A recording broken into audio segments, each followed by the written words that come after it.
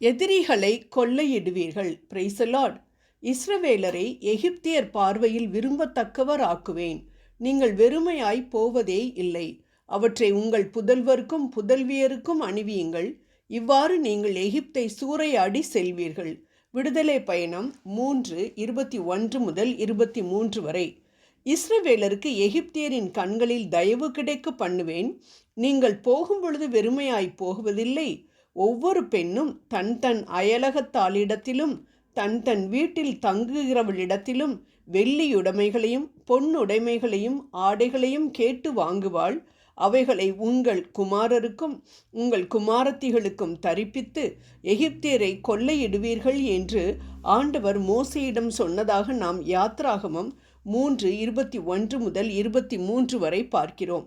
400 வருடங்களுக்கும் மேலாக இஸ்ரவேல் மக்கள் எகிப்தில் அடிமைகளாக, நொறுக்கப்பட்டவர்களாக, மறக்கப்பட்டவர்களாக, கொடுமையான எகிப்தியர்களின் கைகளின் கீழ் துன்பப்பட்டவர்களாக வாழ்ந்து வருகின்றனர்.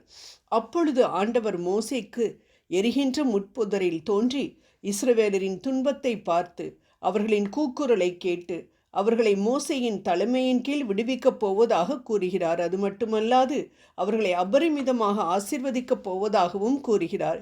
எப்படிப்பட்ட ஆசீர்வாதம்?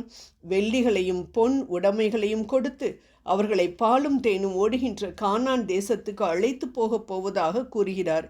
இந்த பொன்னையும் வெள்ளியையும் மன்னாவைப் போல வானத்திலிருந்தா பொழிந்தார்? இல்லை.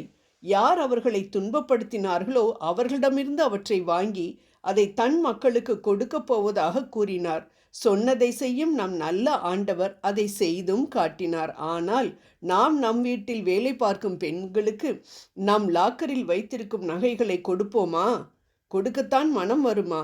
நிச்சயம் வராது. ஆனால் இத்தனை வருடங்கள் தங்களிடம் அடிமைகளாக வேலை பார்த்த இஸ்ரவேலருக்கு இவற்றை கொடுக்க வேண்டும் என்கிற மனதை ஆண்டவர் அவர்களுக்கு கொடுத்தார். அதனால் அவர்கள் கண்களில் இஸ்ரவேலருக்கு இரக்கம் கிடைத்ததாக நாம் இங்கு பார்க்கிறோம். ஏன் வெள்ளியும் பொன்னும்? ஆண்டவர் நம் உள்ளத்தை பார்க்கக்கூடியவர்.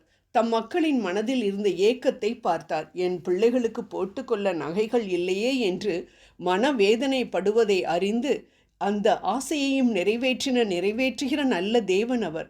மேலும் அவர்கள் முன் இருந்த கடினமான பிரயாணத்திற்கும் தன்னை வணங்க அவர்கள் ஆலயம் கட்டுவதற்கு கொடுக்க அவைகள் தேவை என்பதை முன்கூட்டியே அறிந்து அவர்களுக்கு எகிப்தியரிடமிருந்து கொள்ளையடித்து கொடுத்த அன்பு தெய்வம் அவர். ஆம் அன்பானவர்களே, இந்த எகிப்தியரைப் போல நம்மையும் எத்தனையோ எகிப்தியர்கள் அடிமைப்படுத்தி வைத்திருக்கலாம். தங்கள் சொற்களாலும் செயல்களினாலும் நம்மை வேதனைப்படுத்தி கொண்டிருக்கலாம். நாமும் ஆவிக்குரிய இஸ்ரவேலராக மாறும் பொழுது, அதாவது நம் பாவங்களுக்காக மன்னிப்பை வாங்கிய மீட்கப்பட்டவர்களாக மாறும் பொழுது நிச்சயம் ஆண்டவர் நமக்காக வழக்காடி நம்மை வேதனைப்படுத்தியவர்களின் கண்களில் நமக்கு இரக்கம் கிடைக்குமாறு செய்து அவர்களிடமிருந்து நன்மைகளை நமக்கு பெற்று தருவார் என்பதில் சந்தேகமே இல்லை. உங்களது உழைப்பையும் உங்களது சந்தோஷத்தையும் கொள்ளையடித்த மனிதர்களே உங்களிடமிருந்து நியாயமாய் பெற்ற உங்களுக்கு சேர வேண்டியதை கொடுக்குமாறு நம் ஆண்டவர் அற்புதம் செய்வார். ஆம் அன்பானவர்களே, எவ்வாறு இஸ்ரவேலர் பொன்னுக்காக ஏங்கியதை ஆண்டவர் பார்த்தாரோ அதே போல இன்று பொன்னின் விலையை பார்த்து பெருமூச்சு விட்டு கொண்டிருக்கும் உங்களுக்கு நியாயமாய் கிடைக்க வேண்டிய பணத்தை கொள்ளையிட்ட உங்களது பகைவரிடமிருந்து பெற்று அதை உங்களது பிள்ளைகளுக்கு கொடுக்கக்கூடிய நீதியுள்ள நியாயாதிபதி நம் ஆண்டவர். ஆம், ஆண்டவர் நம்மை ஆசிர்வதிப்பது அவருடைய மகிமைக்காக. அதில் நாம் பயன் பெற்றாலும் அது அவருடையதாகியதால் அவரது காரியங்களுக்காக அதை பயன்படுத்துவோம், வெற்றி பெறுவோம். ஜெபம் செய்வோம்.